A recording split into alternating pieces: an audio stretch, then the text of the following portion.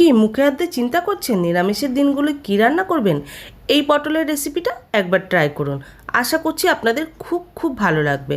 তার জন্য প্রথমে গ্রাইন্ডিং জারে নিয়ে নিয়েছি আদা হাফ ইঞ্চি, 2টো কাঁচা লঙ্কা, 3 থেকে 4টে কাজু বাদাম, 1 টেবিল চামচ জিরার গুঁড়ো, 1 টেবিল চামচ ধনিয়া গুঁড়ো, হাফ চামচ লঙ্কার গুঁড়ো আর সামান্য জল দিয়ে মিহি পেস্ট তৈরি করে নিলাম। কড়াইতে পরিমাণ মতো সর্ষের তেল গরম করে আলু দিয়ে লবণ হলুদ দিয়ে আলুটা লালচে করে ভেজে নিলাম। এবার পটলগুলো লালচে করে ভেজে তুলে নিচ্ছি।